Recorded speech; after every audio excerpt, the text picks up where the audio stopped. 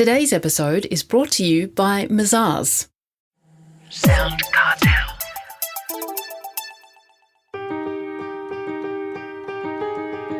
From SoundCartel, I'm Nicole Goodman, and this is Business Essentials Daily.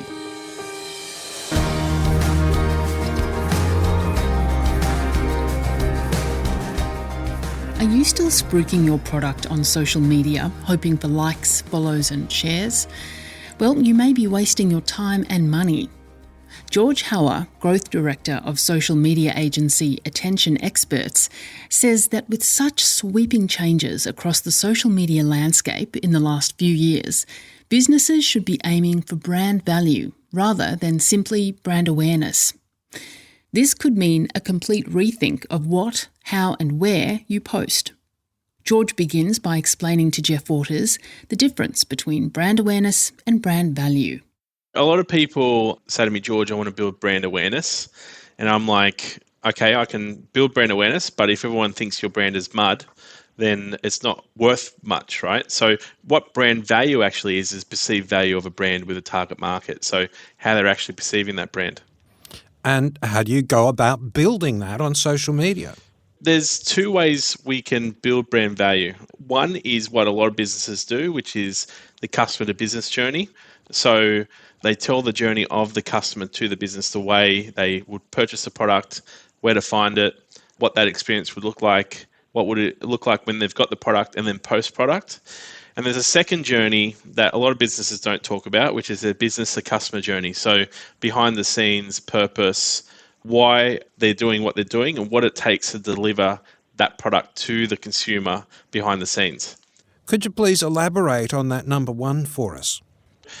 A great example is like a hotel. So someone might find a hotel online, let's say on Google or whatever, when they're looking for a holiday that they'd like to plan. And that's the start of that customer to business journey. And they'd land on the hotel website, they'd take a look around, they'd probably look at some reviews, make a booking eventually, end up going to the hotel on the day of the booking, getting greeted by the front doorman, going to the front lobby, being shown to their room, using the amenities and doing the things in the area. So that's the customer, the business journey. That's the journey the customer will go on with the business. And we talk about that in detail on social media. So a lot of people today want to see predictability and genuineness in the story that they're being communicated to about from a business. So we tell that in detail, that whole journey. So given that example of the hotel, what would those posts look like? It could be a video of, let's say, the front doorman greeting you into the hotel. It could be the smile at the front desk and the way you checked in. It could be a video, like a sweeping video into the room as you're walking in and what the room looks like. It could be some single image posts or carousels around the food and beverage options, menu items, and some of the amenities around the hotel like pool, gym, and so on. And you mentioned a second journey. Can you please tell us about that? Yeah, the second journey is the business to customer journey. So that business to customer journey is really about what the business goes through to deliver that product to the customer. So the customer only really sees probably 10% or less of that journey when they receive the product. What happens that 90 to 95% of the time to actually deliver that product? So if we're going to stick with the hotel example, you know, the people that come in and clean the room, the planning behind the scenes, the management, the staffing, the way staff are recruited, the purpose of the hotel, why the menu items are the way they are, the seasonal options and what the chef has thought about in regards to that. You know, the passion and purpose of the back-end staff and the things that happen behind the scenes really is that business to customer journey. So you're saying that the customer is actually interested in what's going on behind the scenes? Absolutely. They want to do business with a business that they know, like and trust. So if they're going to be booking at that hotel or they're going to be buying that product from an e-commerce website, they're doing this all digitally. So from a digital format, they don't have the option to go in and deal with these people in person. So they really want to trust who they're buying it from. And, you know, audiences today are more cynical than they've ever been because there's so many options. A lot of those options have burnt them in the past. So they really want to see that personal aspect of a business. So what you're doing is creating a user experience for the purchaser or the customer without them actually being there. Correct. Yeah. giving them the flavor of the personality plus also what they're going to expect. So how does this all build what you call brand value? What we've found, and if you see this in the biggest companies in the world, they have this down pat. This is how they've built brand value for themselves, is when you tell those two stories over and over and over again, you build brand value with an audience. So if you take Apple, for example, their business to customer journey is their history. So two guys in Southern California wanted to start the world's biggest personal computer company. They went ahead and did that. The owner got fired. He came back, started the world's biggest smartphone and personal music device. He ended up passing away. Then one of his people that worked closer with him took over, and now the world's biggest company, right? That's their business to customer journey. They flagrantly market that. That's part of their strategy. The customer to business journey for them is one to do with the product. So the product design, the way it looks and feels when you first purchase it. They've even got their own unique patented smell called Apple smell. You can actually buy that in a candle if you're that into Apple products. Does it smell like an apple? It smells like an iPhone. Whatever an iPhone smells Whatever like. Yeah. that is. Yeah. Sorry, please continue. and the Genius Bar as well. So like you go into a store, get your products. So this is all part of the customer to business journey. Another unique example is like Airbnb. So Airbnb don't talk about the history in their business to customer journey. They talk about the vendor experience when they're leasing out to a guest. That's their business to customer journey. So why would I lease out my apartment or house to someone that I don't know and never met before? Well, all these other people have done it, and this is their experience, and this is the success they had. So really building that brand value, that perceived value of a brand with a target market is really telling those two stories over and over again. Can you give any advice to the small business owner about what sort of content, in what form, video, words, what sort of works the best with this? It's not necessarily format. A lot of people get fixated on, okay, should I be doing more video? You got to remember social media is not one billboard that you can put up on the side of the road. You do it once and it has to be perfect. It's a series of things that tells a story. So the best way to do it if you're a small business is really get your messaging right in terms of articulating your purpose, why you're doing what you're doing, and the reasons why you're doing what you're doing, and what are people going to expect from you. So you need to have that down clearly first, and then you'll be able to articulate that in your posts through single image or carousel or video.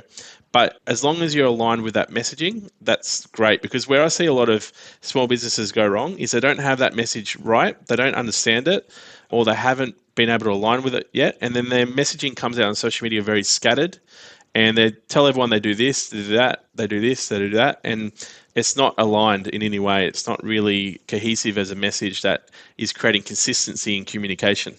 So a small business really needs to focus on talking about things like thought leadership.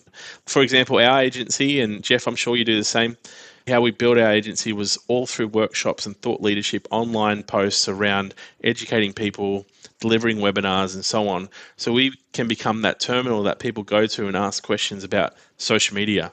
You want to become that thing in your industry where people trust you enough that they come and ask that question before they go anywhere else. And that's how you get referability, and that's how you grow your business.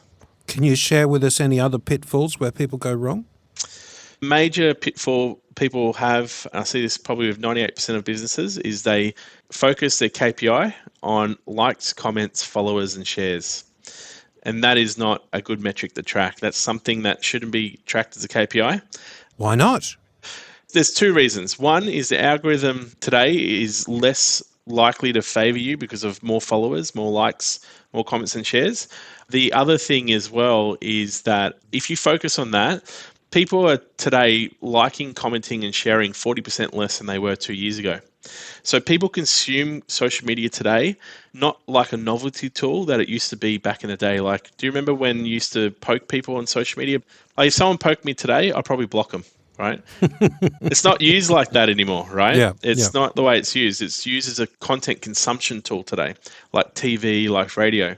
So there's 40% less overt engagement, even though people are on social media more today. So the likelihood of someone liking your posts or liking your page or following your page is 40% less. They already follow on average 150 pages. Why are they going to follow another one? So the metrics that people are chasing, and this is why a lot of people feel like they're running on a treadmill with social media, the metrics they're chasing are metrics that aren't really delivering value to return on investment and real engagement with their brand. Real engagement and the real metrics they should be looking at are things like covert engagement, like video views, link clicks to websites, post clicks, profile visits.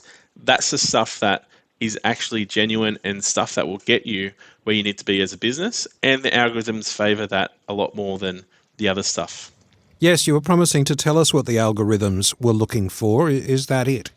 That's it. So you've got to understand what the algorithm's trying to chase. And what the word algorithm actually means is a set of rules and processes that lead to an end goal. And the end goal for Facebook or Instagram or LinkedIn is to keep a person on the platform longer. That's what makes their platform valuable.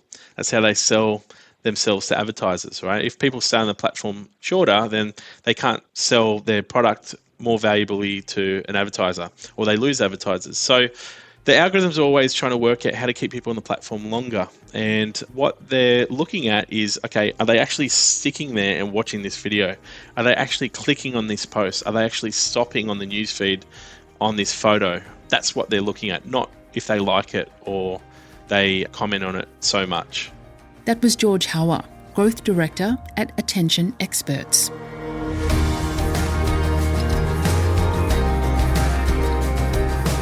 This episode of Business Essentials Daily is produced by the team at SoundCartel. Thanks for listening. I'm Nicole Goodman. We'll bring you more Be Daily tomorrow. Follow at BE Daily Podcast across social media and head to bedaily.com.au for more from the Business Essentials Daily podcast. SoundCartel.